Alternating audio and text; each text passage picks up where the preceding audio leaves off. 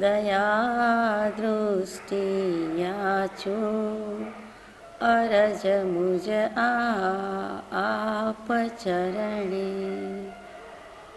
મહામુક્તિ માર્ગા પ્રગટ કરતા રાજગુરુને નમીને ઈચ્છું છું અનુસરણ આપ ચરણે. સત્શ્રુતને નમસ્કાર, તારક ત્રિપુટીને નમસ્કાર, અસીમ ઉપકારી આત્માને નમસ્કાર, મહાવિત્રોને, મહાવિત્રો સમાન મુરબ્બીઓ અને મોક્ષોને નમસ્કાર. પરમ કૃપાળુ દેવ પ્રણીત વચનામૃતજી પત્રાંક 19 700 મહાનીતિ અંતર્ગત નીતિ વચન 92 91મું વચન છે નહીં, લખાયું નથી, આપણને મળી શક્યું નથી. 90મું વચન સુધીની યથાશક્તિ વિચારણા કરી હવે આજે અત્યારે 92થી શરૂઆત કરી. પહેલું જ મૂક્યું છે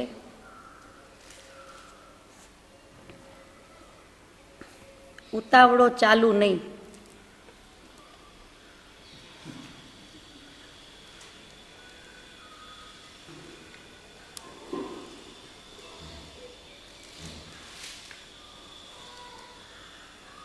એવું છે.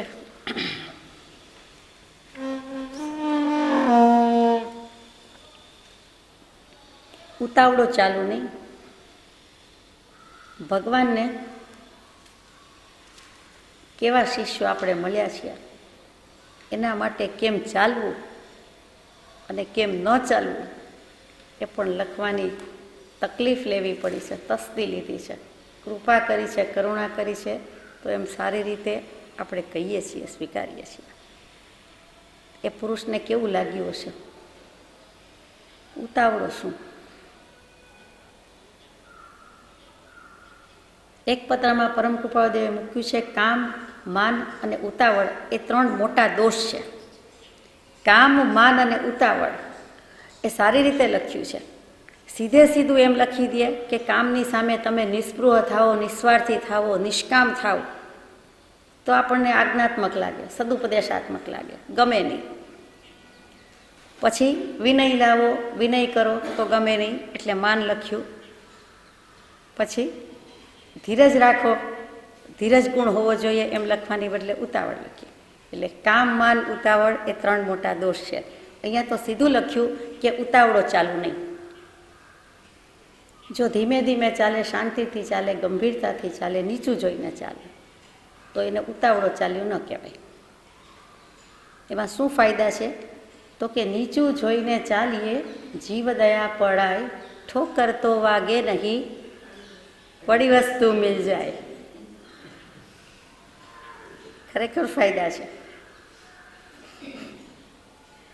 જીવદયા પડાય એ મોટા મોટી વાત છે. એક તો નીચા નેણથી નીચી નજરે નીચું જોઈને ચાલે, એટલે પર વસ્તુ કે પર ભાવ, પર વ્યક્તિ, પર પદાર્થ કોઈના સામું લાંબુ ટૂંકું જોયા સિવાય, હાય હેલો કર્યા સિવાય, કોઈ પણ જાતના ભાવ પલટન ખાયા સિવાય પોતે પોતાની ધૂનમાં, ચાલમાં, ગતિમાં ચાલ્યો જાય. એટલે એક નીચું જોઈને ચાલવાનું કહ્યું. એ સિવાય નીચું જોઈને ચાલે એટલે 3.5 હાથ જેટલી જમીન આપણને દેખાતી જ હોય. વિના પ્રયાસે સ્વાભાવિકતાથી આપણી નજર ત્યાં સુધી પહોંચે, નીચી નજરે જતા હોય ત્યારે. એટલે એટલી ભૂમિ ઉપર આપણને જીવદયા પણ બરાબર પડાતી જાય. કોઈ પણ જીવ, જંતુ, હિંસા કંઈ પણ જે કયો તે બચાવી લેવાય, અહિંસાનું પાલન થાય. એટલે નીચું જોઈને ચાલીએ, જીવદયા પડાય, અને ઠોકર તો વાગે નહીં. ઠેસ ઠોકર વાગી જાય છે, ગબડી પડે છે, હલબલી જાય છે, શરીર પોતાનું બેલેન્સ, સંતુલન ગુમાવી દે છે, એ પણ ન થાય. અને સાથે સાથે પડી વસ્તુ મિલ જાય. જો કાંઈ પોતાની વસ્તુ પડી ગઈ હોય કે બીજાની પડી ગઈ હોય કે કાંઈ પણ એવું હોય તો એ મળી પણ જાય. અને કાંટા કે કંટક કે બીજું કંઈક ડાંખડા કે ઝાંખડા કે એવા કચરા કે કાગળ કે એવું હાથમાં આવે તો એ પણ આપણે થોડું એસાઇડ કરતા જઈએ, કોરાણે બાજુ પર મૂકતા જઈએ. આપણને એવી કંઈ લેવામાં શરમ આવતી નથી એટલે આપણે એ પણ કરીએ. એટલે જો ઉતાવળો ચાલે તો એનો કાંઈ મેળ પડે નહીં. એ તો ભાગ્યે જ જાય. આમાં કંઈ મારે વધારે કેવું નથી, કારણ કે પછી આવે જ છે નીતિ વચન 93મું, જોશભેર ચાલુ નહીં.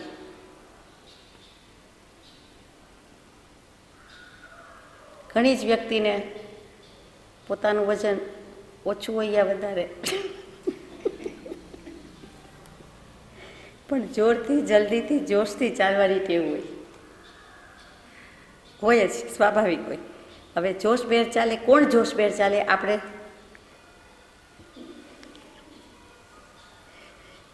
સ્વાભાવિક જોર જોમ હોય એની ના નથી, પણ કે કામાતુર હોય અને ક્રોધાતુર હોય, ક્રોધાવેશમાં આવી ગયો હોય.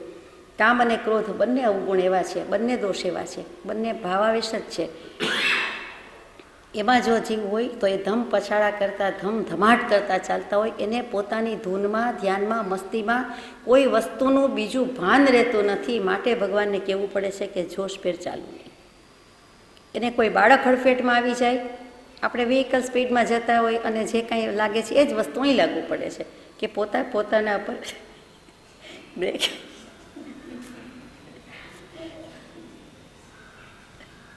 બ્રેક મારી શકતું નથી.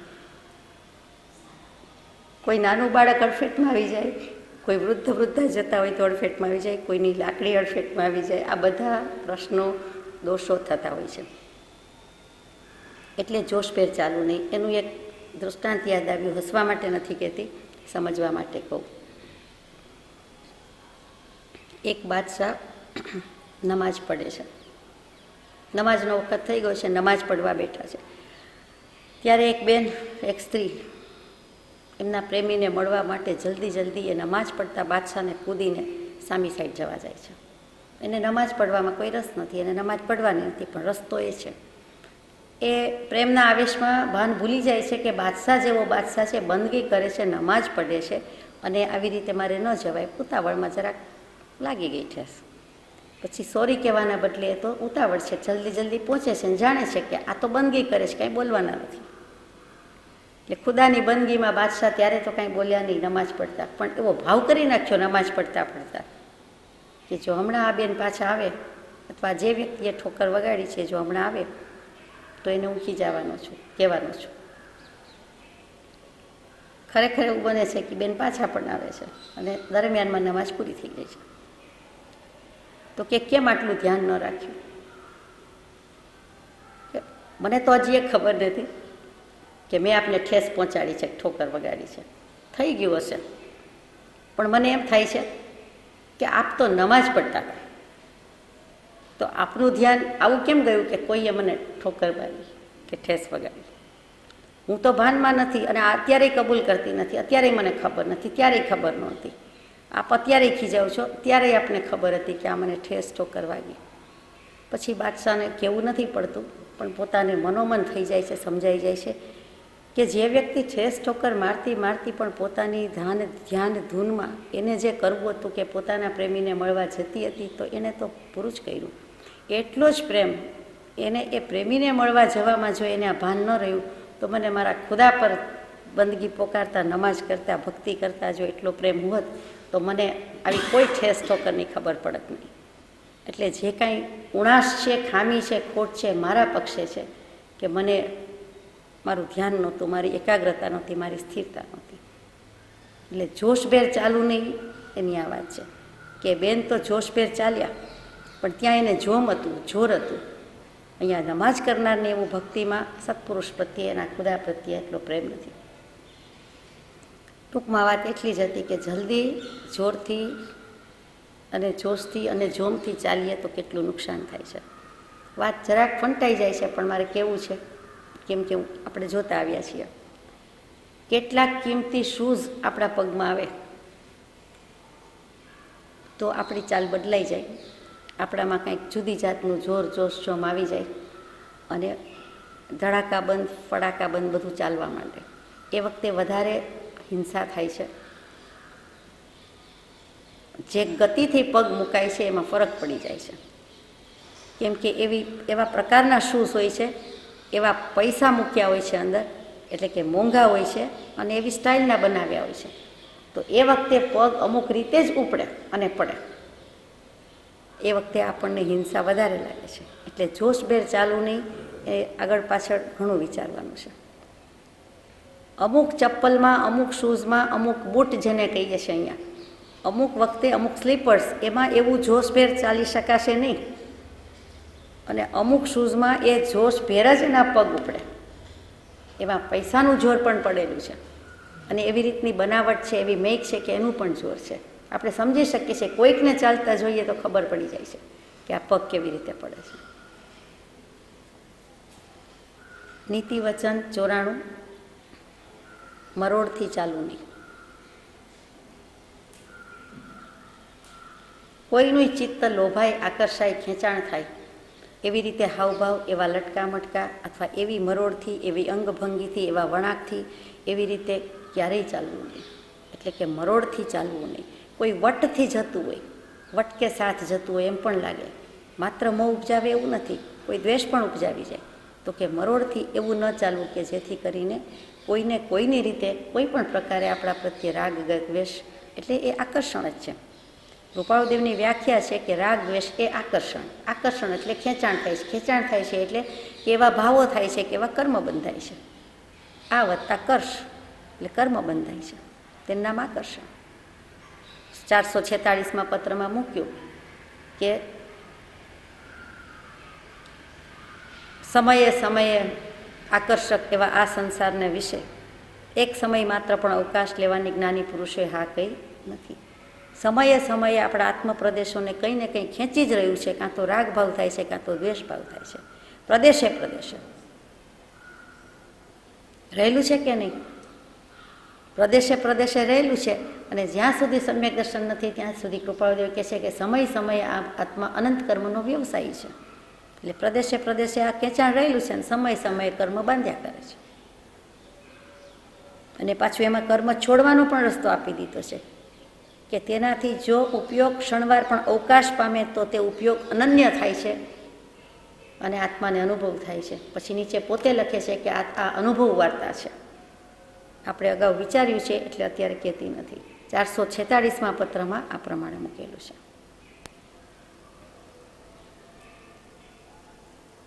પ્રભુશ્રીજીના બોધ ચાલતા હતા, પૂરો થયો એક વખત. પછી એક ભાઈ આવ્યા, એની સાથે બીજા પણ આવ્યા. પછી કે પ્રભુશ્રીજી એમ કરીને બાજુમાં મૂક્યો કંઈક પત્ર, એ ઇંગ્લિશમાં લખેલો હતો. એટલે સાથેના મુમુક્ષુ બોલી ઉઠ્યા કે આ તો ઇંગ્લિશમાં છે. એટલે કે જાણે પ્રભુશ્રીજી ઇંગ્લિશ શું વાંચે એવા આશયથી એનાથી બોલાઈ જાય છે. પ્રભુશ્રીજી કહે છે મૂકતો ખરો, એના અક્ષર ઉપરથી વ્યક્તિના શું ભાવ છે હું હમણાં કહી દઉં છું. અમારે એ અક્ષરના પર્યાય જોવા છે. આપણને એમ થાય કે દેખાવ, આકાર, કે ઇંગ્લિશમાં કેવી લિપિ હોય, ઉર્દુમાં આવી હોય, જાપાનીઝ આવી હોય, ચાઇનીઝ આવી હોય, બેંગોલી આવી હોય, બાંગ્લા આવી હોય, એમ બધું કંઈક થતું હશે આપણને મન ભાવ. તો કે એના પર્યાય જાણવા છે. પર્યાય શબ્દ મૂક્યો છે પ્રભુશ્રીજી, અને કે એ લખનારની ભાવ આમાંથી વંચાય છે, પરખાય છે, માટે તું મૂકતો ખરો. મરોડ પરથી મરોડદાર અક્ષર યાદ આવ્યા અને છઠ્ઠા યાદ આવીને એના પરથી વાત યાદ આવી કે મરોડથી ચાલુ નહીં. આજે પણ કોઈ કોઈ જીવનો દાવો હોય છે કે અમે કોઈના અક્ષર ઉપરથી એનું કેરેક્ટર, એનો સ્વભાવ, એનો નેચર ઘણું કહી શકીએ. એ બધું ઠીક છે, એમાં ભલીવાર નથી.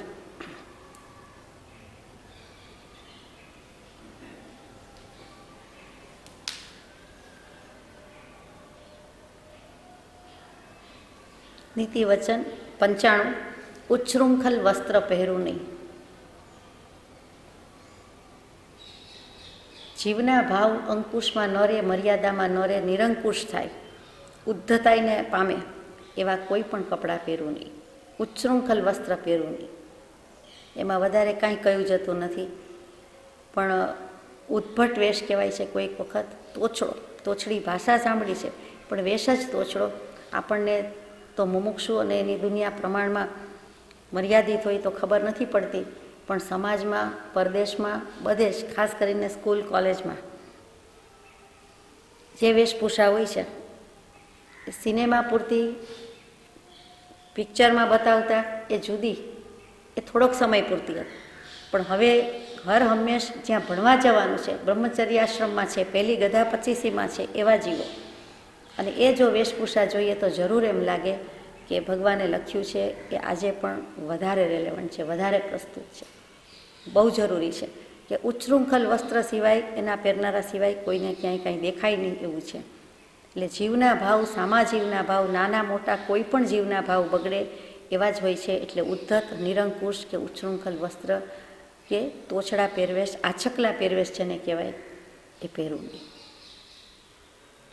સમય પ્રસંગ ગમે તે હોય, આપણે નાના હોઈએ, આપણે મોટા હોઈએ, અથવા તો ગમે તેવા લગ્ન પ્રસંગ, રિસેપ્શન કે એવા કોઈ પણ પ્રસંગે ગયા હોય, શૃંગારના પ્રસંગમાં ગયા હોય, તો પણ પોતે કેવું વસ્ત્ર પહેરવું તો પોતે વિચારવાનું છે. ફેશનથી કે બીજાનું જોઈને કે અનુકરણ પ્રમાણે કે કોઈના કહેવાથી એવું પહેરવા જેવું નથી. ત્યાર પછી નીતિ વચન 96, વસ્ત્રનું અભિમાન કરવું નહીં. મોટા ભાગે જીવને એમ થઈ જાય છે કે મારું ડિફરન્ટ છે, મારું યુનિક છે, મારું જુદું છે, મારું બધા કરતાં સારું છે, વધુ સારું છે, મોંઘું છે, મારા જેવું લગભગ કોઈનું ન હોય, અને હોય તો પછી હવે એવું પહેરવું નહીં કે જેથી કરીને બે એક સરખા થાય. આવા બધા ભાવ રહે છે. અથવા તો મોંઘામાં મોંઘું તે સારામાં સારું અને તે મારા પર, તો કહે છે કે એવા વસ્ત્રનું અભિમાન કરવું નહીં. પોતાના વસ્ત્રનું ન કરવું અને બીજાના વસ્ત્રની ખબર પડે છે કે એણે સરસ મોંઘું પહેર્યું છે, ક્યાંથી લીધું હશે, એનો શું ભાવ હશે, એવું ક્યાં મળે, એવું ક્યાં બનાવાય, તો કે એ બાબતનું કાંઈ પણ અભિમાન કરવું નહીં. અને મોટે ભાગે મોટા ભાગના જીવોને આવા પર પ્રસંગમાં, પ્રસંગનો અર્થ જ પરનો સંગ છે, એમાં આવા ભાવ વેદાઈ જતા હોય છે. તો કે વસ્ત્રનું અભિમાન કરવું નહીં. વસ્ત્રની જાણકારી, માહિતીમાં ખબર પડે છે એ અભિમાન રાખવા જેવું નથી. પોતે પહેર્યા હોય તો એ અભિમાન પણ કરવા જેવું નથી. બીજા કોઈએ પહેર્યા હોય તો એના અભિમાનને પણ પોષક વચન બોલવા જેવા નથી કે તમે સારામાં સારું શોધી આવ્યા, બનાવી આવ્યા, કરાવી આવ્યા. એનું અભિમાન પોષાય છે. અને પોતાને પાછી એટલી ખબર પડે છે એટલે બીજાને પાછું આવું સર્ટિફિકેટ આપે છે. એટલે વિચાર કરવા જેવું છે કે કરીને ટાંટણા, જે દેહ કે શરીરની એપ ઢાંકવા માટે વસ્ત્ર, કપડાં, એમાં આપણે આટલું અભિમાન કરીએ, એમાં એટલો સમયની બરબાદી કરીએ, તો કે મોટે ભાગે એમાં જ સમય બરબાદ થઈ જાય. નીતિ વચન 97, વધારે વાળ રાખવું નહીં.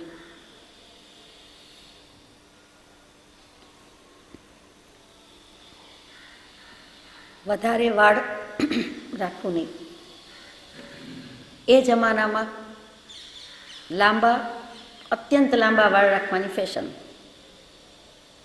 અથવા તો ગમતી વાત હતી. લાંબા વાળ હોવા એ ફેશન કહેવાતી, એટલું જ નહીં પણ બહુ સારું કહેવાતું. દેહ યષ્ટિ પર શોભાનું એક સ્થાન કહેવાતું, શોભાનું સાધન કહેવાતું. એટલે કે વધારે વાળ રાખવું નહીં એટલે આપણને એમ થાય કે વાળ ટૂંકા રાખીએ છીએ તો આપણે આજ્ઞામાં છીએ, વધારે નથી રાખતા, ઓછા રાખીએ છીએ, ટૂંકા રાખીએ છીએ. એમ પણ નથી. લાંબા વાળ રાખવા કે ટૂંકા વાળ રાખવા એ આજ્ઞા નથી, પણ એ વાળ જેવી નજીવી, નકામી, ન ગમતી, ફેંકી દેવાની, ક્યાંય જોઈએ તો ગમે નહીં એવું, ઘરના ખૂણા ખાંચરે કચરા પેટીમાંય ન ગમે એવું, જમવામાં આવે તો આખી થાળી ફેંકી દઈએ તેવું. અને એવા વાળમાં જીવ કેટલો મોહ રાખે છે, તો કે વધારે કે લાંબા તો પછી છે, પણ ટૂંકા વાળ રાખે છે તો આજ્ઞામાં નથી. પણ જે કોઈ વાળ રાખે છે એમાં પછી વાળની ટાપ ટીપને સાત સજ્જામાં એનો હાથ પણ મોટે ભાગે માથા પર જતો હોય છે. એટલે ટીનેજર્સમાં તો જોયેલું જ છે કે બધાનો હાથ 1 સેકન્ડમાં કે 1 મિનિટમાં કેટલી બધી વાર માથા પર જ જાય. એ ખબર નહીં, ઊભું થઈ જતા હોય વાળ તો બેસાડતા હશે, અથવા તો સેટ કર્યા હોય તો સેટ કરેલા છે કે નહીં, અથવા ખંજવાળ આવતી હશે, ગમે તેમ હોય, પણ એને વાળમાં એટલી બધી વૃત્તિ હોય કે જો કેવળજ્ઞાની ભગવાન હોય ને એનાલિસિસ કરે તો કહી દે કે આ 24 કલાકમાં આટલી કલાક જાગતા હતા, એમાંથી આટલી કલાક અને મિનિટ વાળ પાછળ ગઈ છે. વાળની માવજત દેહની કરવાની નથી, ત્યાં વાળની માવજત પાછળ જીવ ઘણો સમય ગાળે છે. તો કે વધારે વાળ રાખવું નહીં અને ઓછા વાળ પણ રાખવું નહીં. ઓછા વાળ, ટૂંકા વાળ કરીને પણ એને જે વૃત્તિ છે એ તો ગઈ નથી. તો કે જ્ઞાની પુરુષ શું કરે છે? તો કે જ્ઞાની પુરુષને તો વાળ એવા લાગ્યા છે કે પંચમુષ્ટિ લોચ કરી નાખે છે, કે આ તો વાળ એટલે સંસારના મૂળિયા ગણ્યા છે. આપણે વાળના મૂળ કહીએ છીએ, પણ વાળને જ્ઞાની ભગવંતે સંસારના મૂળિયા ગણ્યા છે, એટલે પંચમુષ્ટિ લોચ કરે છે. 5 ઇન્દ્રિયના વિષયનો જાણે કે લોચ કરી નાખે છે અને મનને પણ અંકુશમાં લાવે છે, નિયમનમાં રાખે છે. એટલા માટે પંચમુષ્ટિ લોચ કહેવાય છે, 5 ઇન્દ્રિયના વિષય ઉપરથી. અને માથાના વાળની જ વાત છે એમ નહીં, પણ કોઈ પણ પ્રકારના વાળમાં વધારે વાળ રાખવું નહીં, અને એની સાજ સજામાં કે એની પાછળની માવજત સારવારનો પણ સમય દેવા જેવું નથી. તો વાળ હોય તો એને પોષણ આપવું જોઈએ એમ કહે. પોષણ આપે ત્યાં સુધી તો બરાબર, કદાચ એ બરાબર, પણ પછી એના ઉપર જે કાંઈ શણગાર કરે છે તે બધું વિચારવા જેવું છે. જ્યાં વાળ જ રાખવાની વાત નથી, જ્યાં મૂળ જ રાખવાની વાત નથી, ત્યાં એને પછી ડાળા પાંકડા ફળ ફૂલ તો ક્યાંથી હોય, એનું તો શું કરવાનું હોય, વિચારવા જેવું છે. નીતિ વચન 98. ચપોચપ વસ્ત્ર સજુ નહીં. એના પર આવું એ પહેલાં કહી દઉં કે વધારે વાળમાં ભાઈઓને પણ લાગુ પડે. અહીંયા લખ્યું નથી ભાઈઓ કે બહેનો. અને રાજકુંવરો આમ જુઓ તો હવે ભાઈઓ લાંબા વાળ રાખે તો ઘણાને અસવું આવે, ન ગમે. ઘરના છોકરાઓ રાખે તો ન ગમે, પણ રાજકુંવરોને બધાને હતા જ ને પહેલાં રાખતા જ. એટલે એમાં કાંઈ બહુ ખીજાવા જેવું નથી, પણ સંભાળ પણ લેવી જોઈએ. અહીંયા ભગવાને ના પાડી દીધી છે, એટલે ભાઈઓ કે બહેનો, એક કૃપાળદેવના આરસામાં પણ કેટલીક જ્ઞાતિમાં લાંબા વાળ રાખે, બધા ન રાખે. હલકી કોમની પછાત જ્ઞાતિની કોમમાં પછાત જ્ઞાતિવાળા ખાસ કરીને લાંબા વાળ રાખતા, એટલે ત્યાં કૃપાળદેવે લખીને ચોખ્ખું કહી દીધું કે વધારે વાળ રાખવું નહીં. બીજું કંઈ નથી. વાળમાંથી વૃત્તિ લઈ લેવા જેવી છે, અને વાળ મોહજનક છે. પોતાને કચરો લાગે છે, પણ સામા જીવને, બીજા જીવને વાળ ઉપરથી ઘણો મોહ થાય છે. સંભૂતિ મુનિના દૃષ્ટાંતમાં વાળની લટ ઉપરથી, એ લટ તો કહેવાનું છે કારણ કે ફ્રન્ટ ફેસ હતો, ફેસિંગ ફ્રન્ટ હતું એટલે, પણ ખરેખર તો એ કાળી નાગણ જેવા લાંબા વાળનો ચોટલો અને શણગાર, અને એમાંથી એક લટ, અને એ પડી જતાં કે એ સ્પર્શી જતાં સંભૂતિ મુનિનું પતન થયું, ચિત્ત અને સંભૂતિ મુનિનું. અને પછી છેક 7મી નરકે જાય છે.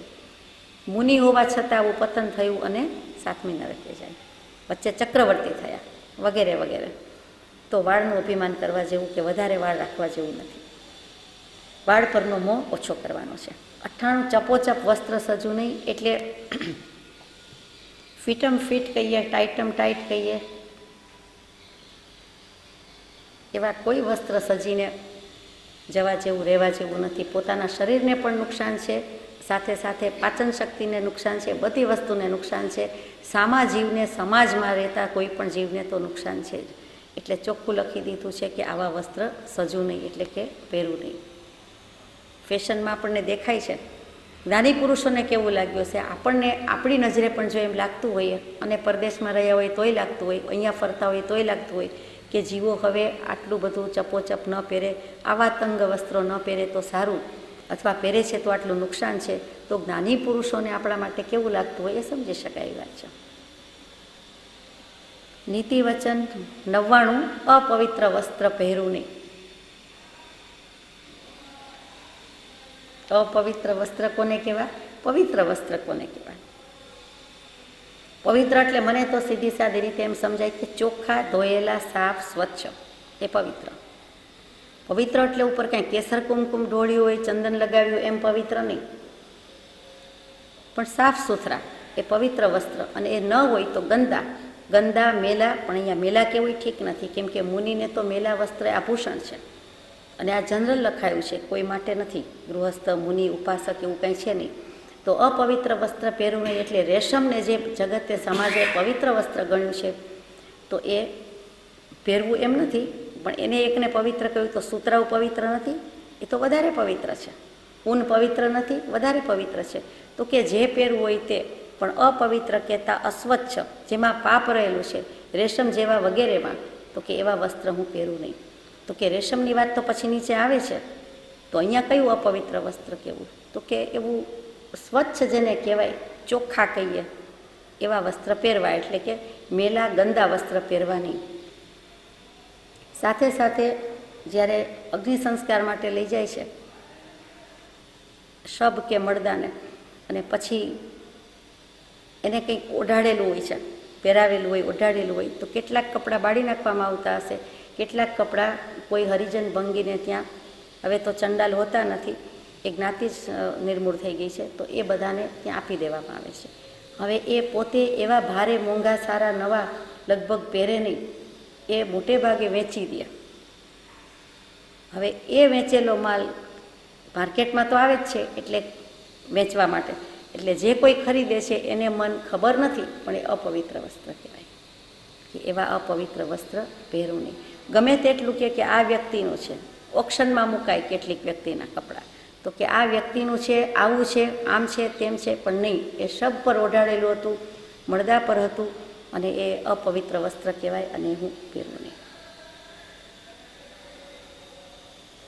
અને એની સાથે સાથે આ મેલા ગેલા પહેરવું નહીં, એ પણ ખરું. કોઈ પણ વસ્તુથી ખરડાયેલું હોય, કોઈ વિષ્ટાથી ખરડાયેલું હોય, કોઈ પણ રીતે ખરડાયેલા હોય, તો એવા ગંદા કે એવા કપડાં પહેરવું નહીં.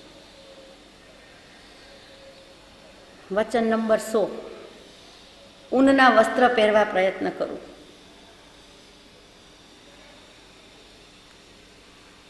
ઊન એટલે તો જાણો, શિયાળામાં હોય તો બરોબર છે, શિયાળા સિવાય ઊનના વસ્ત્રને ટચ કરવું એ ગમતું નથી. તો ઊનના વસ્ત્ર પહેરવા પ્રયત્ન કરવું એટલે વૂલન બ્લેન્કેટ્સ ઓઢવા માટે હોય, સ્વેટર્સ પહેરવા માટે હોય, શાલ ઓઢવા માટે હોય, પણ બાકી બધા કપડાં કંઈ ઊનના થોડા પહેરાય છે. પણ ભગવાનનું કહેવાનું એમ છે કે ઊનનો સ્પર્શ ગમે તેવો અણગમતો લાગે, ખરબચડો લાગે, તો પણ એમાં સંયમ છે, માટે એ ધારણ કરવું એ પવિત્ર છે. ઊનને હંમેશા પવિત્ર કહ્યું છે. રેશમમાં કોન્ટ્રોવર્સી છે, અમુક રીતે બન્યું હોય તો પવિત્ર, અમુક રીતે બન્યું હોય તો અપવિત્ર, પણ ઊનને હંમેશા પવિત્ર કહ્યું છે. એટલે ધાર્મિક સ્થાનકોમાં કટાસનું, પાથરણું, આસન એ ઊનનું રાખવામાં આવે છે. એનાથી જીવના ભાવ સારા રહેશે, એનાથી જીવને ધ્યાન, એકાગ્રતા વગેરે વધે છે, માટે ત્યાં ઊનની કિંમત છે, ઊનનું મૂલ્ય અંકાયેલું છે, મહાત્મ્ય અંકાયેલું છે. એટલે ઊનના વસ્ત્ર પહેરવા પ્રયત્ન કરવો. આપણે સમજી જવાનું કે પહેરવા માટે એટલે કંઈ બધા કપડાં પહેરવાના એવું નથી, પણ આવી રીતે જ્યાં જ્યાં જરૂરી હોય, જ્યાં જ્યાં શરીરને તેનો સ્પર્શ લાગતો હોય, તે ઊન પહેરવાની વાત છે. આપણે વ્યાઘ્રનું આસનને, મૃગાસનને, ચર્મનું આસનને, સિંહાસનને, જે શંકર ભગવાનની નીચે હોય, શિવજીની નીચે હોય, બધા યોગી જોગીની નીચે હોય, એવા પહેરવાની આજ્ઞા નથી, એવા રાખવાની આજ્ઞા નથી. આપણને ઊનના વસ્ત્રની, ઊનના આસનની આજ્ઞા છે. ઊન પોતે પવિત્ર છે, અને આમ પણ પવિત્ર રીતે બનાવે છે. ઘેટાને શરીર ઉપર જે વધારાના વાળ ઉગતા હોય છે, એ શિયાળામાં ઘેટાને પણ પોતાના રક્ષણ માટે પણ બધા રાખી મૂકે છે, રહેવા દે છે. શિયાળો પૂરો થાય છે એટલે ઉનાળામાં ઘેટાને એ ઊન, એ વાળ ફાવતું નથી, અનુકૂળ રહેતું નથી, એને દુઃખ લાગે છે, બાધાકારી લાગે છે, પીડાકારી લાગે છે, એટલે એના માલિક છે તે ઊન બધું કાપી લે છે, ઉતારી લે છે, પછી માર્કેટમાં વેચવા મૂકે છે, બીજી સિઝનમાં કામ આવે આપણને. એટલે ઘેટાનું ઊન, હું માનું છું પશ્મિના કહે તે જ કહેવાય ને. ઊનના ઘણા પ્રકાર હોય, આપણે એમાં જતા નથી. એમાંનું એક પશ્મિના, અને એ વખણાય. ઘણા કે કાશ્મીરનું પશ્મિના, એ જે ગણાતું હોય તે, પણ એ ઘેટાના વાળમાંથી બનાવેલી પ્રોડક્ટ હોય, અને એ સારું કહેવાય.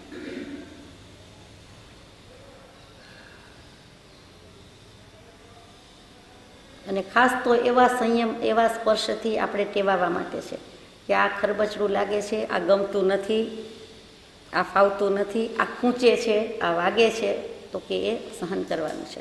માટે ઊનના વસ્ત્ર પહેરવા પ્રયત્ન કરો. નીતિ વચન 101, રેશમી વસ્ત્રનો ત્યાગ કરો. રેશમી એટલે શું? Silk, nothing but silk, pure silk, જેમાં હિંસા સિવાય કાંઈ નથી. તે આમાંથી કોઈ પ્યોર સિલ્ક પહેરતું નહીં હોય, એટલે મારે વધારે કાંઈ કહેવાનું જ નથી. એક જમાનો હતો કે જ્યારે રેશમ પવિત્ર કહેવાતું, દેરાસરજી અને બ્રાહ્મણો પણ મુગટા વગેરે પહેરતા. એટલે ત્યાં એમ કહેવાય કે મંદિરોમાં પૂજારીજીથી માંડીને પૂજા કરનારા બધા જ કેમ રેશમી વસ્ત્રો પહેરે છે. પણ એ રેશમ પવિત્ર રીતે બનાવવામાં આવતું, એની મેક આખી બદલાઈ ગઈ, ફરી ગઈ. હવે એવો વ્યવસાય ધંધો થતો નથી. અને જેણે જાતે જોયું છે એ તો કદી ક્યારેય કોઈ પણ ભાવમાં રેશમ પહેરી શકે નહીં, એટલી હિંસા થતી હોય છે. તો કે કોશેટો તો નામ સાંભળ્યું હશે આપે, એ કોશેટો છે એના ઉપરથી રેશમ પહેલાં લઈ લેવાતું, એને એ જીવડાને સિફતથી બહાર કાઢી નાખીએ, જવા દઈએ આપણે, અને પછી એણે જે કાંઈ જે માખીએ મધમાખીએ મધ ભેગું કર્યું હોય એવી રીતે કોશેટાએ જે કાંઈ લાળમાંથી અને બધી રીતે રેશમ બનાવ્યું હોય એ ઉકેલી લીધું કહેવાય, વીણી લીધું એવી રીતે ઉકેલી લેવામાં આવે અને એ જીવડાને ધીમેકથી બહાર કાઢી નાખવામાં આવે એવી એક રીત હતી. એવી ધીરજ નથી આજે કોઈને, અને એનું પ્રોડક્શનને બહુ વાર લાગે. એટલે શું કરે છે કે જથ્થાબંધ ઉકળતા ખદબદતા પાણીમાં એવા અસંખ્ય કોશેટામાંથી કેટલું મળે ત્યારે માંડ થોડુંક મળે, એકવાર 1 મીટર મળે, એને ખદબદતા પાણીમાં ઉકળતા પાણીમાં નાખવામાં આવે છે અને ત્યાં ને ત્યાં તેનો પ્રાણ દેહ છૂટી જાય છે. પછી બધું રેશમ ઉકેલી લેવામાં આવે છે. આપણે જાણીએ છીએ ઘણી હિંસા છે, પારાવાર હિંસા છે, એટલા માટે રેશમી વસ્ત્રનો ત્યાગ કરવો. ગાંધીજીના જમાના પછી ગાંધીયન સિલ્ક, અહિંસક સિલ્ક એને કહેવાય છે. સિલ્ક અને અહિંસક રેશમ કોઈ દિવસ બન્યું નથી ને બને નહીં. એ પ્રોસેસમાં એ વર્ણન કરે કે ન કરે, પણ હિંસા છે અને છે જ. એટલે એ રેશમ પણ પહેરવા જેવું નથી.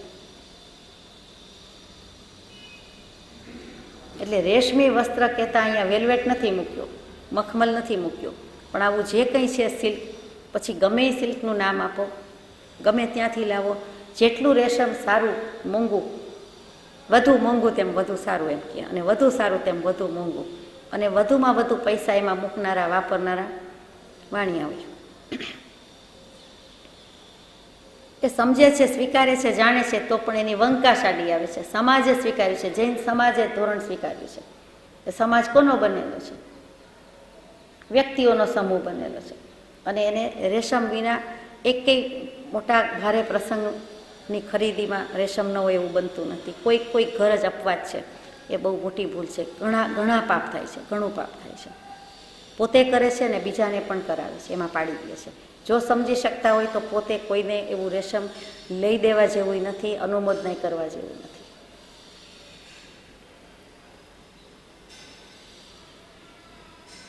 વચન નંબર 102, શાંત ચાલથી ચાલુ.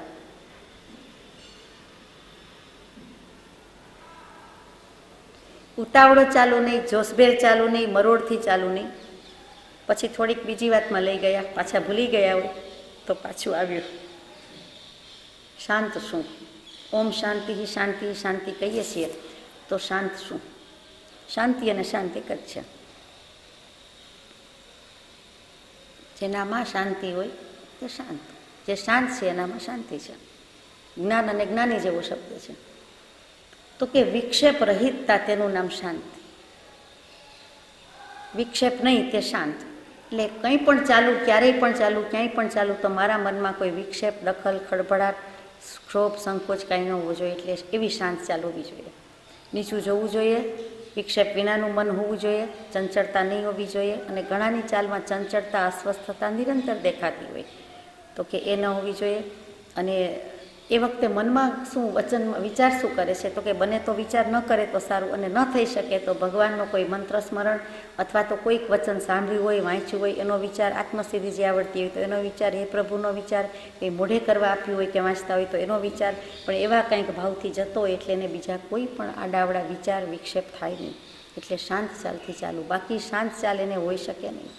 મનમાં બધા ઘોડાઘાટ ગળાતા હોય તો એની ચાલ શાંત ક્યાંથી હોય? કોઈ પણ વ્યક્તિને જોઈને ખબર પડી જાય કે આ શાંતિથી ચાલે છે કે નહીં.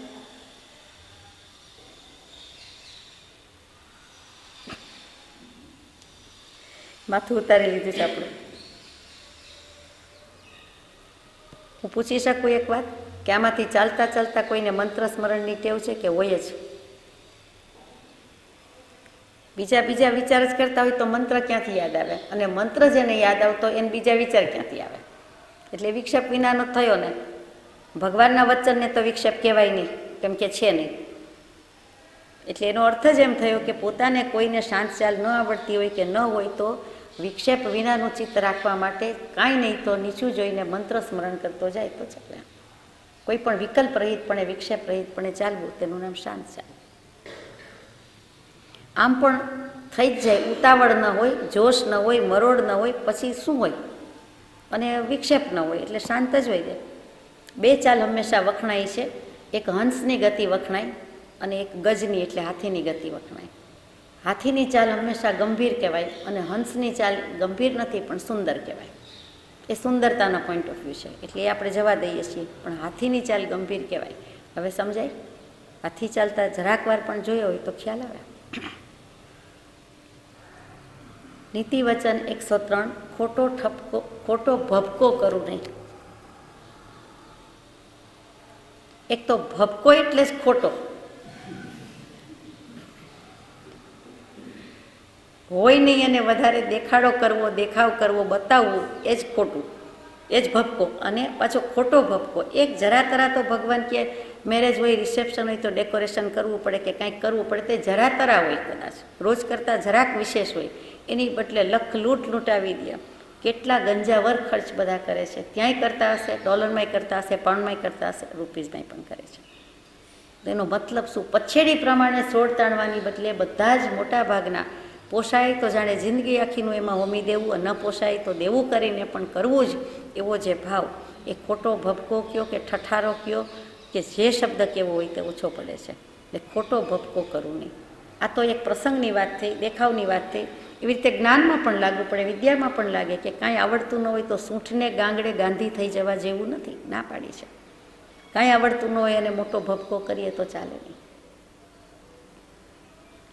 એકેય બાબતમાં, કોઈ વ્યવહારની વાતમાં આપણે સમજી શકીએ છીએ, સ્વીકારી શકીએ છીએ કે ક્યાંય ભપકો કરવા જેવું નથી. એ પકડાઈ જઈએ છીએ, એ ફુગ્ગો ફૂટી જાય છે.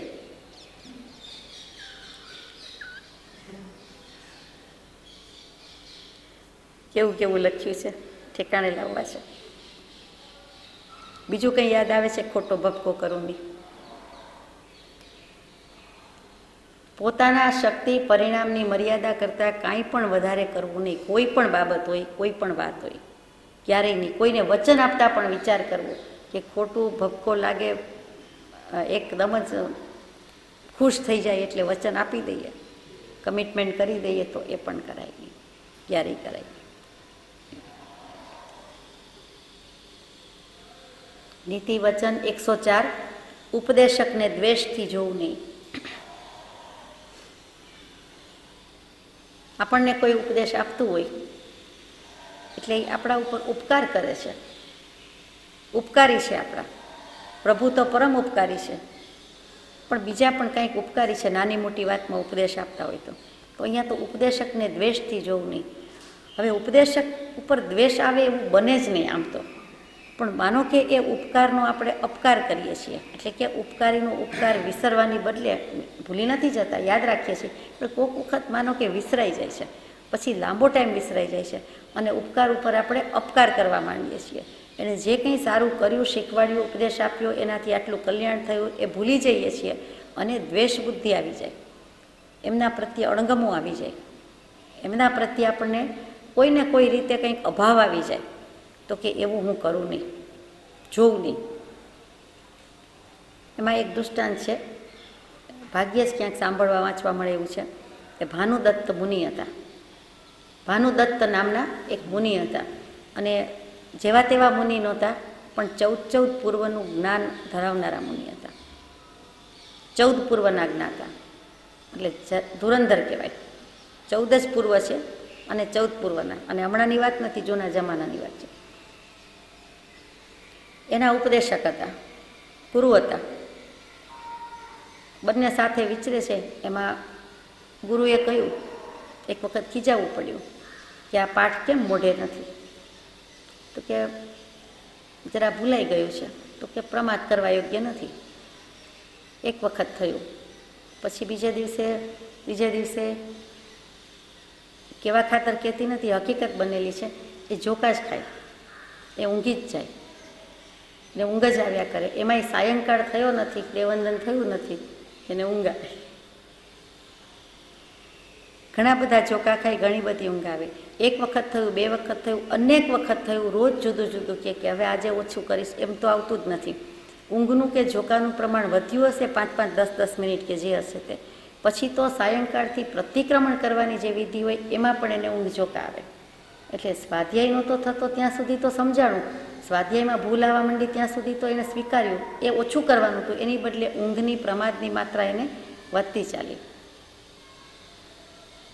તે ક્યાં સુધી કે બંનેને ઝઘડો થઈ જાય, બંનેને, એટલે શિષ્ય સ્વીકારી શકતો નથી કે આ મારા સારા માટે કહે છે.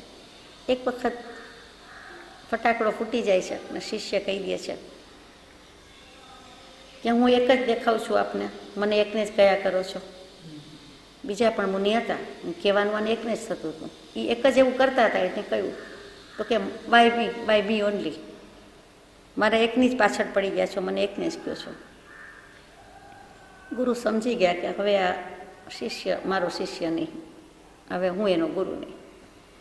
કંઈ બોલતા નથી, શાંત થઈ ગયા, કંઈ કહેવાનું છોડી દે છે, એના દોષ એ જાણે. પછી કંઈ કહેવાનું બંધ થયું એટલે એને નિરાંત લાગી. બીજે ત્રીજે દિવસે ઓર પ્રમાદ કરે છે, વધુ ને વધુ ઊંઘી જાય છે, સાયંકાળની પહેલાં ઊંઘાવા માંડે છે, એમ કહીએ તો ચાલે. એટલે એક એક વસ્તુ વધતી ગઈ, ઘટવાની બદલે દોષ એના વધતા જાય. ચોમાસું પૂરું થયું ને ગુરુ શિષ્યને જુદા પડવાનો વારો આવ્યો. ગુરુ વિહાર કરી જાય છે, શિષ્ય એકલા પડે છે, અથવા એ પણ વિહાર કરી જાય છે, એટલે બંને જુદા પડે છે. શિષ્યને કોઈ અફસોસ નથી. પછી બિલકુલ નિરંકુશતા આવી ગઈ કે હવે તો કોઈ કેનાર જોનાર રહ્યું નહીં. એટલે થોડું ઘણું આવડતું હતું એ પણ ભૂલવા લાગ્યા. તે છેક સુધી 14 પૂર્વનો પાઠી મુનિ ભાનુદત્તજી પ્રમાદ વશાત નિગોદમાં જાય છે. આ પ્રમાદ કેટલું ભૂંડું કરે છે. કૃપાળદેવ ભૂંડું શબ્દ વાપરે તો કે પ્રમાદે જીવનું ભૂંડું કરવામાં કંઈ બાકી રાખ્યું નથી. એમાં રતિ કરવા યોગ્ય કાંઈ દેખાતું નથી, પણ જીવને એમાં રતિભાવ થયા કરે છે, ગમ્યા કરે છે, એમાં જ રમ્યા કરે છે. આ ઊંઘ અને પ્રમાદની જ વાત છે. મને કેવી બહુ ગમતી નથી, કહેવાય ગઈ છે, માફ કરજો, કેમ કે આ રિયાલિટી છે, આ બનેલું છે. આ ભાનુદત્ત પૂર્વધરનું 14 પૂર્વનો પાઠી પ્રમાદ વશાત નિગોદમાં જાય એનું દૃષ્ટાંત બીજા કોઈનું મળતુંય નથી, મળી શક્યું નથી, મારા ખ્યાલમાં નથી. આ એક ભાનુદત્તનું. પરમ કૃપાળદેવે વચનામૃતજીમાં એક પત્રમાં મૂક્યું છે કે પ્રમાદ વશે 14 પૂર્વ જાણ્યા છે છતાં નિગોદમાં જાય છે. એટલે ઓલ ઓવર અગેઇન કે ને, સાવ ફરીથી એકડે એકથી શરૂઆત કરવી પડે. નિગોદમાં જાય, આપણે એમ માનવાનું કે એનો 48મો મનુષ્ય ભાવ હશે, એમાં કલ્યાણ ન કર્યું તો નિગોદ તો રાહ જોતી બેઠી જ છે. એ પણ અર્થ થાય. જો ગયા હોત તો મોક્ષે ગયા હોત, કેવલ જ્ઞાન પ્રાપ્ત કર્યું હોત, મોક્ષે ગયા હોત. આના બદલે એક ઉપદેશક પ્રત્યે દ્વેષ કર્યો અને પોતે એનું માન્યું નહીં. દ્વેષ બુદ્ધિ કરી એટલું જ નહીં, પણ પાછું એનું આજ્ઞામાં રહ્યા નહીં, માન્યું નહીં. પછી નીતિ વચન 105 છે, દ્વેષ માત્રનો ત્યાગ કરવો. હવે ઉપદેશક પ્રત્યે જ દ્વેષ ન કરવો એમ નથી. કોઈ પણ જીવ હોય અને કોઈ પણ પ્રકારનો દ્વેષ હોય તો દ્વેષ માત્રનો ત્યાગ કરવો. દ્વેષ રખડાવનાર વસ્તુ છે. રાગ અને દ્વેષ, અને રાગમાં રાગ અને દ્વેષ બંને આવી ગયા. દ્વેષ એકલો દ્વેષ છે, તો કે મારે એકલો દ્વેષ, માત્ર દ્વેષ, દ્વેષ માત્રને ત્યાગ કરવો છે, એ જોઈએ જ નહીં. દ્વેષ બુદ્ધિ હશે ત્યાં સુધી દ્વેષ થાય છે એનો અર્થ જ એમ કે બીજે રાગ છે. દ્વેષનો અર્થ આપણે સીધે સાધું શું કરીએ છીએ? ગુસ્સા નહીં દ્વેષ કહેવાય, ક્રોધ નહીં કહેવાય, અદેખાઈને કહેવાય, ઈર્ષાને કહેવાય, અસૂયાને કહેવાય, અણગમાને કહેવાય. આ બધા ભાવો દ્વેષ અને રાગ માટે ઓછામાં ઓછા 60-70 પર્યાય શબ્દ છે. એ બધા શબ્દ વિચારીએ તો એમ થાય કે આને પણ દ્વેષ કહેવાય. એટલે દ્વેષ માત્રનો ત્યાગ કરવો. રખડાવે છે શું? તો કે રાગ અને દ્વેષ. બીજું શું રખડાવે છે? પરમ કૃપાળુ દેવ જેવા પરમ પૂજ્ય સૌભાગભાઈને એમ લખે, 780મો પત્ર છે, પરમ પુરુષ દશા વર્ણન પહેલાંનો, કે આ દેહે કરવા યોગ્ય કાર્ય તો એક જ છે કે કોઈ પ્રત્યે કિંચિત માત્ર રાગ અને દ્વેષ ન રહે. કોઈ પણ પ્રત્યે અને કિંચિત માત્ર સહેજ પણ ન રાગ રહે ન દ્વેષ રહે, તો જ પરમ પુરુષ થવાય.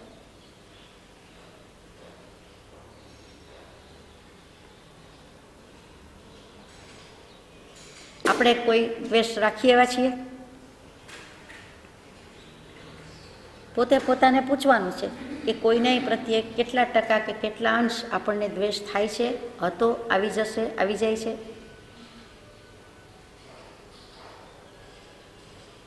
વચનામૃત નીતિ વચન 106.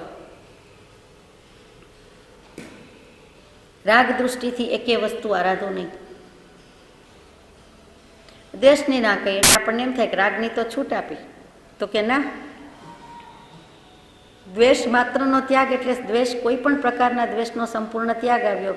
તો હવે શું રહ્યું? તો કે રાગ દૃષ્ટિથી એકે વસ્તુ આરાધો નહીં. દ્વેષને છોડી દઉં ને રાગને લઉં નહીં, આરાધું નહીં. સરસ વાત. ત્યાગ ને ગ્રહણ નહીં, બેમાંથી કાંઈ નહીં. દૃષ્ટિ તો છે આપણી પાસે, પણ રાગ દૃષ્ટિ છે તો રાગ દૃષ્ટિ નથી જોઈતી. કેટલીક વખત આપણને દૃષ્ટિ રાગ હોય છે, કેટલીક વખત સ્નેહ રાગ હોય છે, કેટલીક વખત મોહ રાગ હોય છે. જેમ 3 પ્રકારના વૈરાગ્ય એમ 3 પ્રકારની દૃષ્ટિ. બીજો જીવ ગમે તેટલો સારો હોય પણ આપણને એ સારો ન લાગે, આપણને અમુક જ સારા લાગે. એટલે અમુક પ્રત્યેનો દૃષ્ટિ રાગ છે, પક્ષપાતપૂર્વકનું વર્તન છે, માટે એવું લાગે. બધા સરખા ન લાગે. અમુકે દ્વેષભાવ રાખ્યો હોય તો પણ આપણને તેના પ્રત્યે રાગ આવે. કોઈ પૂર્વ સંચિત કર્મ છે, એનું સવડું જ લાગે. ક્યાંય વિચારવા જેવું છે કે આમાં મને કંઈ રાગ દૃષ્ટિ છે આ ભાવની. પૂર્વ સંચિત હોવાથી બેલેન્સ રહેતું નથી કે સમભાવ રહેતું નથી, સમપરિણતિ રહેતી નથી, પણ તરત જ પાછો લક્ષ થાય કે આ રાગ થયો. પોતાને કોઈના પ્રત્યે રાગ કે રાગ દૃષ્ટિ હોય ને ખબર ન પડે એવું નથી, પડે જ. સેજ વિચારે તો પડે જ કે આ રાગથી થાય છે કે રોષથી થાય છે, અથવા તો આ બેલેન્સ છે, જેમ છે તેમ કરીએ છીએ. માયલો જાણે ને એવું બને.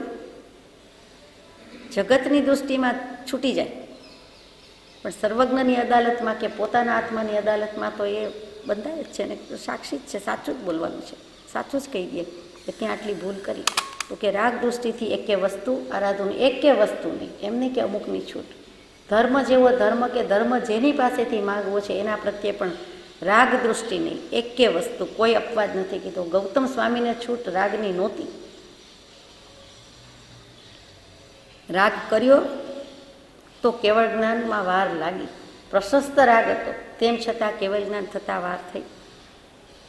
44મો શિક્ષાપાઠ મૂક્યો છે ગૌતમ મુનિનો, ગૌતમ ગણધરનો. પ્રશસ્ત રાગ એમાં પણ ના લખી દીધી છે.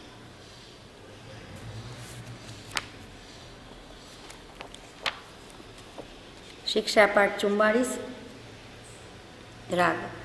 ગૌતમ મુનિનો રાગ આપણને બહુ સૂક્ષ્મ બોધ આપે છે. ભગવાન પરનો મોહ ગૌતમ જેવા ગણધરને દુઃખદાયક થયો, તો પછી સંસારનો, તે વળી પામર આત્માનો મોહ કેવું અનંત દુઃખ આપતો હશે.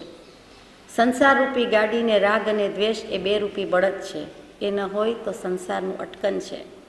જ્યાં રાગ નથી ત્યાં દ્વેષ નથી. આ માન્ય સિદ્ધાંત છે. રાગ તીવ્ર કર્મબંધનનું કારણ છે, એના ક્ષયથી આત્મસિદ્ધિ છે.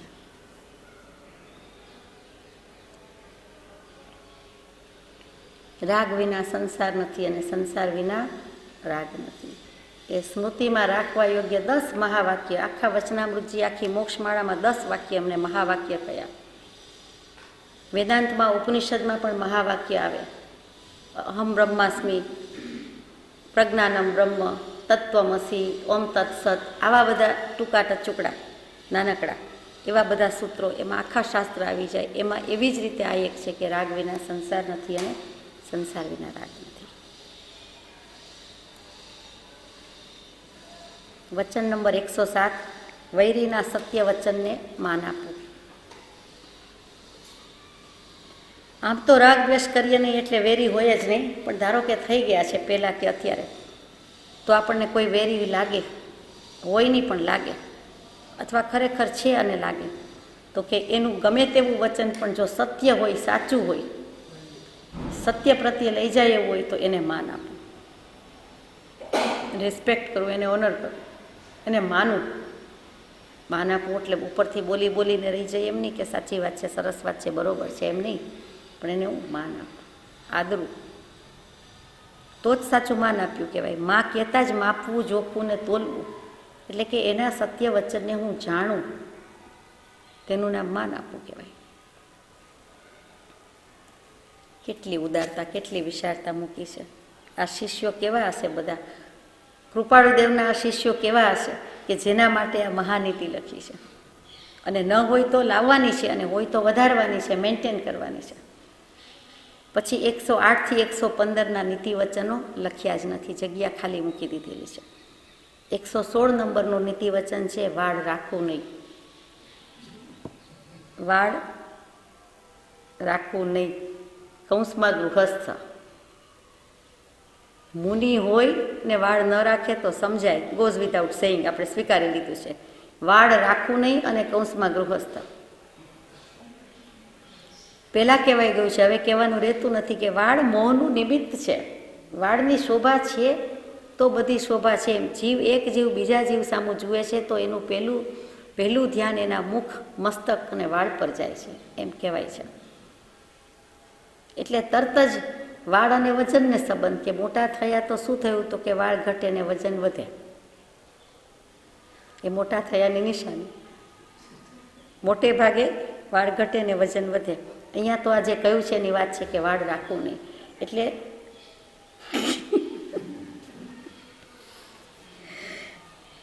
એ મોહનું નિમિત્ત છે, એટલે એના શણગાર કરાય નહીં, એમાં ધ્યાન રખાય નહીં, એમાં ઉપયોગ જાય નહીં, એની કાળજી રાખવાની આવે નહીં. એટલે વાળ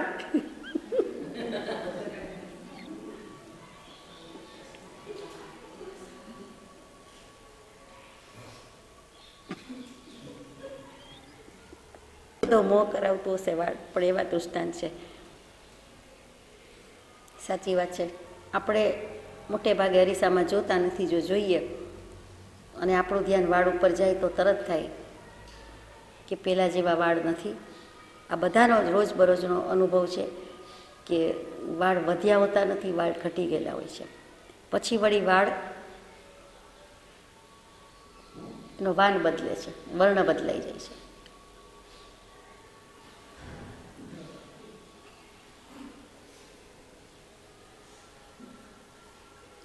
ઓરિજિનાલિટી વાળની ભાગ્યે જ જોવા મળે છે.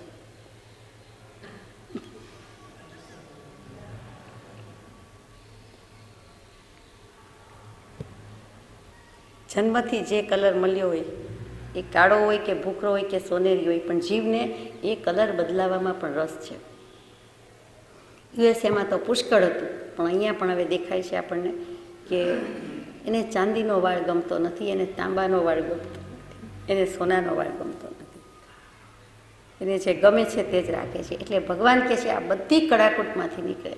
આપણે તો વાળના શણગારના સાધન શૃંગારના જોયાય નથી ને વાપરાય નથી, પણ એ જમાનો હતો કે વાળમાં પણ એટલા શણગાર થતા. હજી એ કોઈકના માથા પર દેખાતું હશે આપને તો કે વાળ રાખે તો વાળની મરામત કરે, માવજત રાખે, અને એને વળી સાધનની પદી કરે અને શોભા કરે. તો 16 શણગારમાંય મૂક્યું.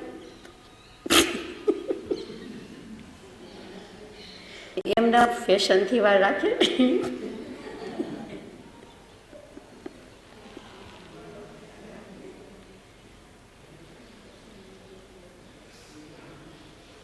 એ આજ્ઞા નથી. ભગવાન માફ કરે, ગંભીરતા આવવી જોઈએ. ચાલો વચન, નીતિ વચન નંબર 117. કચરો રાખવું નહીં. ઇન જનરલ લખ્યું છે, આગળ પાછળ કાંઈ નથી. કચરો રાખવું નહીં એટલે ઘરમાં, ફળિયામાં, આંગણામાં, અગાસીમાં, રૂમમાં, ગમે ત્યાં કે રસોડામાં ક્યાંય હું કચરો રાખવું નહીં. મંદિરજી હોય તો મંદિરજીમાં, ધર્મશાળા હોય તો ધર્મશાળા, ભોજનશાળા હોય તો ભોજનશાળા, જ્યાં પણ જઈએ, નોકરી હોય તો ત્યાં, ઓફિસના પ્રેમાઇસીસમાં, અથવા તો વ્યવસાય કરતા હોઈએ તો આપણો જે કંઈ બિઝનેસ હોય તેમાં પણ ક્યાંય હું કચરો રાખવું નહીં. આવું રાખવું પડે છે. જુઓ તો શું કામ રાખવું નહીં?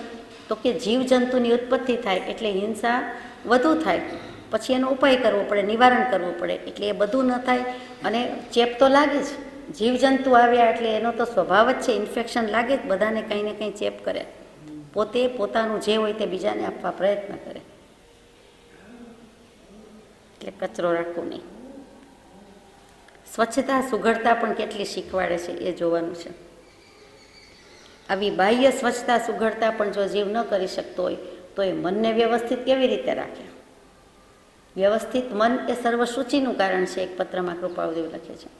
એટલા માટે એ વ્યવસ્થિતતા, મનની વ્યવસ્થિતતા લાવવા માટે, એ સંકલ્પ વિકલ્પના જાળા કાઢવા માટે પહેલાં આ વિકલ્પોના બદલે આ જે દેખીતા દેખાય છે કરોળિયાના ઝાડા, બાવા, બધું કહીએ છીએ બાવા ઝાડા, તો એ પણ વિચાર કરવા જેવો છે. એ જતું નથી, એમનેમ જતું નથી. કચરો રાખવું નહીં એટલે ખરેખર કચરો રાખે નહીં તો જ એવું થાય છે, બાકી થતું નથી. આપણને કહેવામાં આવ્યું હોય તો જ સમજાય છે, બાકી આપણને થતું નથી. કચરો રાખીએ તો થાય શું? બીજા જીવજંતુ તો થાય, એમ કરોળિયા થાય કે નહીં? સ્પાઈડર થાય ને. પછી એ જૈણાથી મૂકવા જવા અને ધ્યાન રાખવું, અને એમાં એમ માનો છો કે એના એક પગને પણ હાનિ ન પહોંચે, કે નુકસાન ન પહોંચે. 8 પગ હોય ને કરોળિયાને, ગમે તેટલી માવજત કરીએ, યત્ન રાખીએ તો પણ એક પગને ક્યાંક નુકસાન થવાના ચાન્સ છે. તો એનો તો ગયો ને, દેહ છૂટી જાય તો ખરી જ વાત, પણ આ પણ થાય ને. એટલા માટે કચરો રાખવો નહીં.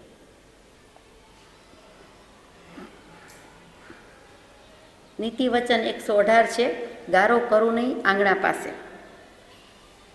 ગારો એટલે શબ્દ સમજ પડી જાય. કાદવ કીચડ કહીએ તેને સૌરાષ્ટ્રમાં ગારો કહે. કાદવ અને કીચડ એટલે પાણી ઢોળ્યું હોય, ધૂળ તો હોય જ, અને પાણી ઢોળાનું હોય એટલે પછી એ કાદવ કીચડ જેવું થઈ જાય. વરસાદનું પાણી હોય તો ઓર થાય, પણ એ સિવાય પણ થાય.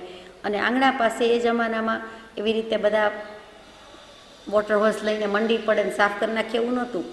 એટલે પાણી લીધું હોય ને ધીમે ધીમે સાફ કરતા હોય ને, ન પણ કરે ને, ઊંચાણ નીચાણવાળી જમીન હોય ને, ધૂળ હોય ને, ધરતી હોય એવી ને, એટલે આપણને સમજાય કે ગારો કેવી રીતે થાય. અત્યારે તો આપણે ગારો થાય એમ સમજાવવું મુશ્કેલ પડે, જોયો જ ન હોય એવું થઈ જાય. તો કે જોયો હોય તો ખબર હોય, પહેલાં જોયો હોય તો પણ યાદ આવે કે આંગણા પાસે ગારો કરું નહીં. શું કામ આંગણા પાસે ગારો કરું નહીં? તો કે દરેક વ્યક્તિ પોતપોતાની ફરજ સમજીને પોતાના ઘરના આંગણા પાસે ન કરે એટલે આખા સમાજમાં સ્વચ્છતા રહે. અને પોતાના આંગણા પાસે ગારો કરે નહીં એટલા માટે શું થાય કે સાધુ સાધ્વીજી ઓરવા આવવાના હોય તો તે અશુચતો આહાર, અશુચતું ઘર કરીને પાછા ચાલ્યા જાય. એટલે એ પણ ન બનવું જોઈએ, અને એ દોષ કહેવાય. એમ થાય કે અરે આંગણે આવેલું ભૂખ્યા વોર્યા વિના જતા રહ્યા. આપણે કોઈ જમવા બેસતું હોય અને જમે નહીં ને ઊભા થઈ જાય તો દુઃખ લાગે છે, ગમે તે વ્યક્તિ હોય. તો સાધુ સાધ્વી જેવા કોઈ આવ્યા હોય અને 12મું વ્રત ક્યાં પાડવાનું આવે, એને ક્યારે ઓરાવાનું થાય? તો કે ત્યારે આપણને દુઃખ લાગે, દોષ લાગે. એ ન થાય એટલા માટે કહે છે કે ગારો કરું નહીં આંગણા પાસે. અને આવી શકે, બીજી કોઈ વ્યક્તિ પણ આવી શકે, પણ સાધુ સાધ્વીજી પણ આવી શકે. વચન નંબર 119 છે, ફળિયામાં અસ્વચ્છતા રાખવું નહીં, કૌંસમાં સાધુ. જો ફળિયામાં ચોખ્ખું ન હોય, ગંદુ હોય, પાણીવાળું હોય, અશુચતું હોય, લીલોતરી પડી હોય, કચરા પડ્યા હોય, બાળકો રમતા હોય, આડું અવડું બધું હોય, કાચું પાણી હોય, લાકડા છાણા હોય, કોલસા હોય, કેટલું બધું કચરા મૂકતા હોય ફળિયામાં, અથવા તો વનસ્પતિની શોભા કરી હોય, બાગ બગીચા, પ્લાન્ટ્સ, ફ્લાવર્સ બધું, તો એમાં પણ સાધુ સાધ્વીજીને અશુચતું થતું હોવાથી પધારી શકે નહીં, આવી શકે નહીં. એટલા માટે ફળિયામાં પણ હું અસ્વચ્છતા રાખું નહીં. નીતિ વચન 121મું છે કે અણગણ પાણી પીવું નહીં. અણગણ એટલે વગર ગાળેલું પાણી પીવું નહીં. શું કામ? તો કે પાણી પોતે તો અપકાયના જીવ છે જ, અને બીજા પણ હાલતા ચાલતા નાના મોટા કેટલાક ત્રસ્ત જીવો કે જંતુ હોય છે, માટે એ પણ હું લઉં નહીં, એ પણ હું પીવું નહીં. પોતાના ઘરમાં કેવી રીતે? તો કે ગળણું વાપરીને જ કોઈ પણ પાણી પીવું. ફિલ્ટર થયેલું આવતું જ હોય છે એમ આપણે દલીલ કરીએ છીએ, વાંધો નહીં, જેને માન્ય થાય એને બરાબર છે. પણ જ્ઞાની પુરુષની આજ્ઞા છે કે ગમે તેવું હોય પણ કંઈક નાનકડું ગળનું બાંધીને પાણી પીવું, ગમે તેટલું ગાળેલું હોય તો પણ. અને ગાળીને માટલામાં ભરી દીધું હોય તો પછી ક્યાંક કોઈ પણ સાધનમાં ભરી દીધું હોય તો ફરી ગાળવાની જરૂર નથી. એટલું જ નહીં, પણ આમાં આવ્યું નથી, બીજા કોઈ પાઠમાં મોક્ષમાળામાં આવે છે કે ગાળેલું પાણીમાં પહેલાં તો મેં તો જોયા છે, નાનપણમાં આપે જોયા હોય કે નહીં, નાના નાના જીવજંતુ પણ એમાં આવતા, અને બીજો પણ કેટલોક કચરો હોય જીવડા જેવો, જંતુ જેવો, તો એ સંખાડો કહેવાય. એ જે કચરો હોય એ જે પાણી જ્યાંથી લાવ્યા હોય, બહારના કોઈ કૂવાનું, નદીનું કે જ્યાંથી પણ, તો એ જ પાણીમાં એ જીવ તરી શકે કે જીવી શકે, નહીં તો મરી જાય. એ બીજા પાણીમાં જીવી ન શકે. એ બ્રાન્ડ બદલાઈ ગઈ, કુટુંબ બદલાઈ ગયું, ગમે તે કારણ હોય, પણ એ નિયમ છે. હવે એ તો ભાગ્યે જ કોઈ કરી શક્યું હોય કે નદીએથી પાણી ભરીને આવ્યા હોય તો જે કોઈ વધારાનું પાણી છે અથવા ગાળેલો જે કચરો છે એને સંખાડો કહે, એ ત્યાં જ ફેંકવા જવું જોઈએ. એ જ પાણીમાં ફેંકી દેવો એટલે ફેંકી દેવો કચરામાં એમ નહીં, પણ ત્યાં સુધી ચાલીને પાછું છેલ્લે બધું ફેંકી દેવું જોઈએ કચરો. તો એ યત્ન કરી કહેવાય. એ કૃપાળુદેવે મોક્ષમાળાના પાઠમાં મૂક્યું છે.